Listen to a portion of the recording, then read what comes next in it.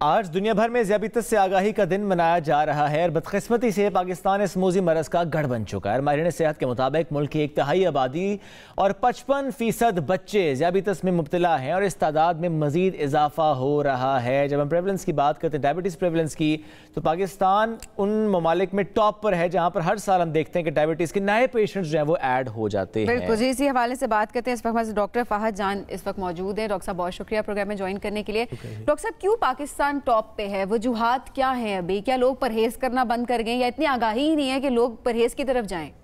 शुक्रिया जी आपका। इसके मल्टीपल फैक्टर्स हैं जी। जैसे आपने कहा कि इसमें एक तो आगाही नहीं है, एक तो सोशो इकनॉमिक कंडीशंस हमारी ऐसी हैं कि लोगों को एजुकेशन नहीं है, अवेयरनेस नहीं है, access to health care facilities नहीं है, इग्नोर करते हैं डायग्नोसिस को। बाकी हमारा लाइफस्टाइल आपको पता ही है किस तरह का लाइफस्टाइल है हमारे खाना किस तरह है, रिच इन कार्बोहाइड्रेट्स है, रिच इन फैट्स हैं, स्मोकिंग हैबिट्स है, बाकी हमारे अपनी एथनिक ओरिजिन हमारी ऐसी है। तो ये सब मिला के इसलिए हम टॉप पे जा रहे हैं। बिल्कुल सही है।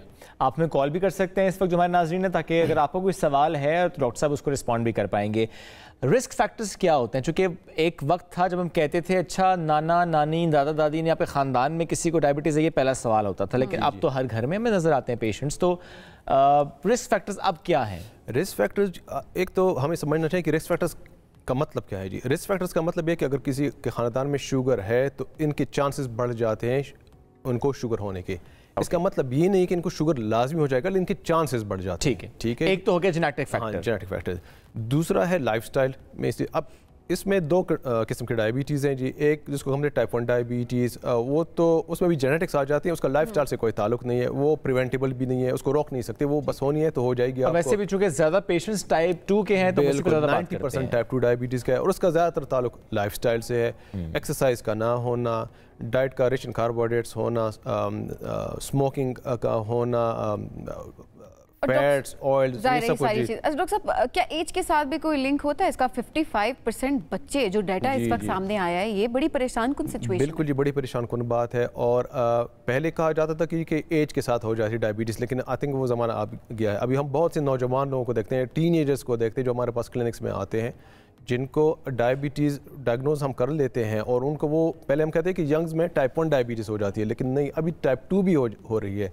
और वही जो हमारा सेडेंटरी लाइफस्टाइल है, फास्ट फूड्स है, बच्चे खाते हैं और इसी की वजह से डायबिटीज़ होता है। कॉलर भी हैं, शहजाद हैं गुजरांवाला से। अस्सलाम वालेकुम जी, क्या आप पूछना चाहते हैं? अस्सलाम वालेकुम।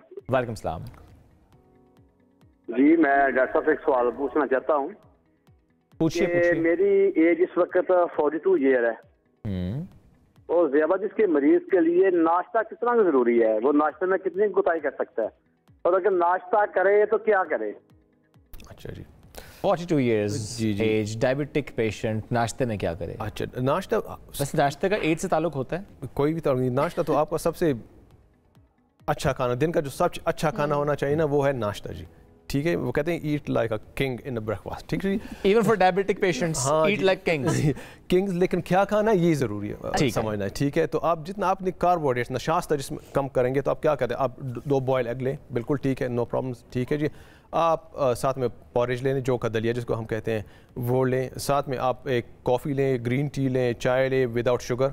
ये आपका नाश्ता बेहतरीन नाश्ता है। पराठे, पराठे को कितनों के दिल पे आप छुरियां फेर रहे हैं इस वक्त। हाँ जी, स्पेशली डायबिटिक पेशेंट्स कितने नाश्ते में कितनी मर्तबा हफ्ते में वो पराठा खा सकते हैं? हफ्ते में वीकेंड पे चले खा लें एक दफ़ा तो ठीक है, लेकिन अच्छा आप पराठे खाना चाहती हैं और चाहते हैं तो फिर उतनी एक्सरसाइज करनी है आपने। ठीक है, सही। हाँ, ठीक है जी। कहते हैं गंदम का इस्तेमाल कम कर देना चाहिए डायबिटिक पेशेंट्स को, यानी रोटी जी से इस्तेमाब करें। मसला ही हमारी जी रोटी का है, क्योंकि सुबह भी हम रोटी खाते हैं, दोपहर को भी हम नान रोटी खाते हैं, रात को भी नान रोटी खाते हैं। तो जितना आप रोटी को कम करेंगे, क्योंकि रोटी गंदम में बेइंतहा की शुगर है, कार्बोहाइड्रेट है, तो जितना हम उसको कम करेंगे उतना ही बेहतर है। तो ओके, मशवरा हमारा यही होता है कि सुबह आप अवॉइड करें इस तरह नाश्ता, दोपहर को आप चाट वगैरह लें, फ्रूट सैलड ले लें या सैलड्स वगैरह ले, शाम को बेशक आप एक रोटी खा लें। तो जितना आप कम करेंगे रोटी और चावल और मीठा तो है ही, तो इतना आपके लिए बेहतर है जी। डॉक्टर साहब, बच्चों की डाइट किस तरह से रखी जाए? इसमें पेरेंट्स जो हमें किस एज से बच्चों को मीठा कम करना, देना बंद कर देना चाहिए कि उनको वो डायबिटिक हो सकते हैं? मीठा जी तो उसका तो एज से कोई ताल्लुक ही नहीं है जी। जितना भी जिस एज से भी आप कम करना चाहें वो आप कम कर सकते हैं। नहीं, मीठे का ताल्लुक है वैसे डायबिटीज से? जी मीठे का इस तरह ताल्लुक है कि आपको वेट गेन होता है उससे जी। जितना अच्छा। मीठा खाएंगे उतना आपका वेट गेन होगा। जितना आपका वेट गेन होगा आपको एक टर्म है इंसुलिन रेजिस्टेंस, आपका जो इंसुलिन बन रहा है वो काम ठीक तरीके से नहीं करता, उससे आपको डायबिटीज। क्योंकि नॉर्मली हम बच्चों को देखते हैं कि बच्चों को मिठाई या मीठी चीज़ें बहुत पसंद होती जी, हैं। जी। वो ज़रा कैंडीज भी खा रहे हैं, वो अदरवाइज हर चीज़ में चीनी भी डाल के खा रहे हैं। तो ये जितना मीठा बच्चा खा रहा है उसका रिस्क बढ़ जाता है डायबिटीज होने का, जस्ट बिकॉज उसका वेट गेन होगा। वेट गेन से बढ़ जाते हैं जी, वेट गेन से। अब किसी का अगर वेट गेन नहीं हो रहा, क्या वो रिस्क फैक्टर में पीछे है बहुत ज़्यादा? रिस्क फैक्टर उतना फिर भी हो सकता है, उतना नहीं होगा जिसका बच्चे का वेट ज़्यादा हो जी। तो टाइप 2 डायबिटीज़ का डायरेक्ट लिंक है ज़्यादातर वेट गेन से। ये नहीं कि जिन लोगों का वेट ज़्यादा नहीं उनको टाइप 2 डायबिटीज़ नहीं होती, ठीक है, उनको भी हो जाती है, लेकिन वो बहुत माइनॉरिटी में है। ओके, कॉलर है जी, अरशद साहब हैं, अस्सलाम वालेकुम। वालेकुम सलाम जनाब। जी क्या पूछना चाहते हैं अरशद साहब? अच्छा बेटा, ये है ना, मेरी एक कम 60 साल उम्र है जी। तो मेरी शुगर जो है 350 है। फास्टिंग या रैंडम? रैंडम। ठीक है, ठीक है। डॉक्टर साहब जी जी बताइएगा। ये है ना कि पराठा भी मैं दिल करता है, बाकी बच्चे तो खाते हैं तो मेरा भी दिल कर जाता है खाने को। ये तो मुझे खाना चाहिए रोजाना या एक दिन छोड़ के? ठीक है, ये इस पर जवाब लेते हैं। एक और कॉलर भी शामिल करते हैं। अकरम साहब हैं कराची से। अस्सलाम वालेकुम जी, क्या पूछना चाहेंगे? वालेकुम सलाम। मैं जरा पूछना कुछ चाह रहा था कि HbA1c मेरा 7 to 7.5 मेंटेन रहता है विदाउट मेडिसिन, तो क्या सही है? ठीक है जी, ये बड़ा अच्छा सवाल है HbA1c वाला भी। तो पहले इसी पे रिस्पॉन्ड कर दें। एक तो ये कि कितने अरसे बाद आपको करा लेना चाहिए HbA1c? वो डिपेंड करता है जी कि आपका HbA1c कितना है। ठीक है, अभी इस बता रहे हैं 7 to 7.5 रहता है। 7 to 7.5, लेकिन वो मेरे ख्याल में कह रहे हैं कि कोई मेडिसिन नहीं ले रहे। अच्छा, तो इस पे हम रिकमेंड जरूर करेंगे कि क्योंकि इस लेवल पे इनको कुछ ना कुछ मेडिसिन लेनी चाहिए। ये प्री डायबिटीज में आ रहे हैं, ये डायबिटीज में आ रहे हैं? जी, ये डायबिटीज में है। और प्री डायबिटीज हम उसको कहते हैं जब 6.5 से कम हो। ठीक है, ठीक है जी। तो इनको मशवरा कि थोड़ी सी इनको मेडिसिन लेनी चाहिए ताकि वो अगर 7 से नीचे आ जाए तो और भी बेहतर होगा। यही वाली बात कि बहुत सारे पेशेंट्स मैंने देखे हैं जिन लोगों को डायबिटीज होती है, वो कहते हैं जी अपने लाइफस्टाइल से उसको मेंटेन कर रहे हैं और वो कहते हैं हम मेडिसिन की तरफ नहीं जा रहे। तो क्या ये भी ठीक अप्रोच होती है कि अगर वेट उन्होंने मेंटेन रखा हुआ है, अपनी शुगर उन्होंने नॉर्मल रखी हुई है, तो वो मेडिसिन की तरफ ना जाए? इसमें दो चीज़ें जी।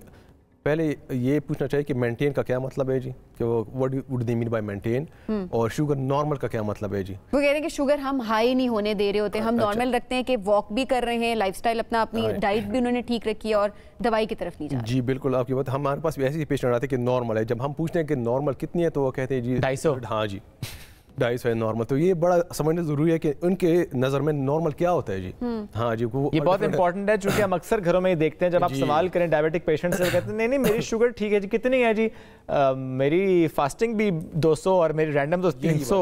तो ये जरा बहुत समझना जरूरी है कि उनके नज़र में नॉर्मल कितना होता है। अच्छा, लेकिन वाकई अगर नॉर्मल कितनी शुगर होनी चाहिए फास्टिंग? नॉर्मल फास्टिंग डायबिटीज का 130 से कम होनी चाहिए। अच्छा, अब जिनकी 130 से कम है, क्या उनको मेडिसिन की तरफ नहीं जाना चाहिए अगर वो मेंटेन कर रहे हैं? इसमें दो है जी, एक तो फास्टिंग है, एक है HbA1c। जो क्राइटेरियन वो HbA1c पे हम डिसाइड करते हैं कि इनको मेडिसिन पे जाना है या नहीं। अगर इनकी HbA1c 6.5 से नीचे है तो फिर वो लाइफस्टाइल से मेंटेन रख सकते हैं। अगर 6.5 से ऊपर जा रही है तो फिर थोड़ी मेडिसिन उनको चाहिए, क्योंकि जितना वो लेवल करेंगे 6.5 तक उतना बेहतर है। जरूरी है। हाँ, कुछ लोग जो कि डायबिटिक हैं वो जो चीनी का इस्तेमाल तो नहीं करते, लेकिन मैं नाम ली वगैरह बात करूँ, वो गोलियां एक डालते हैं।